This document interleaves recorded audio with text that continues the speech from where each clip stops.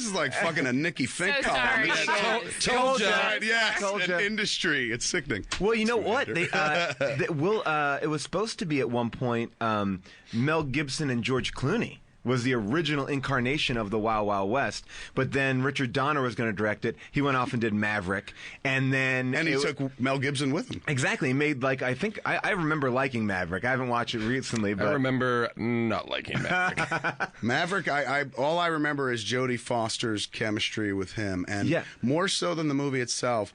And this is, I guess, when like publicity and hype machines started actually going to work in a big bad way. 'Cause there was an era, kids, before the age of podcasts and the internet where you didn't know that much about movies unless you went fucking digging for it in a zine or a convention. I remember being on AOL online and downloading like movie posters for like Beverly Hills Cop 3, and it was like slowly just going down. Oh my God. It was almost like masturbating to porn. Yeah, You just like watch line by line. What does it look like? Well, I Is that a remember. roller coaster in the background? Oh, Axel, put a banana in its tailpipe.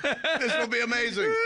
But there was a period where you didn't know that much, that you weren't inundated. It wasn't like, you know, now during the production of a movie, you hear about it all throughout. Images all during are post. leaked, You're seeing shit left and right.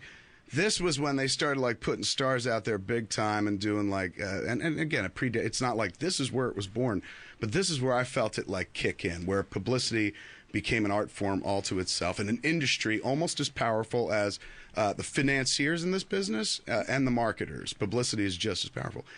Jodie Foster went out and told this story a zillion fucking times about what a prankster Mel Gibson was. On Maverick. Yes. Yeah. Always. Anytime you heard about Maverick, it wasn't about like, it's the old show or fucking James Garner makes an appearance. None of that. It was Mel Gibson is such a practical joker.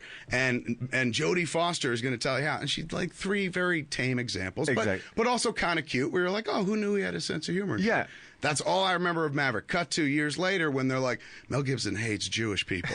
All I can and gays. And gays as well. All I could think about is like, what were those practical jokes? There was a lot that did not make the story, the publicity story. Inexplicably, Jodie Foster is Mel Gibson's greatest apologist. Yeah, she's like a staunch defender of But she's becoming the person that comes out in defense of anybody that goes off the path. And Kristen Stewart. She just did it with Kate Stu as well. She comes out going, leave her alone. She just likes fucking dick. I shouldn't say that. But by the way, how great would it have been if Jodie Foster was like, leave her alone. She likes fucking dick. Of all people, she's like, I don't. To each his own, or her own, I guess, or bone, if you will.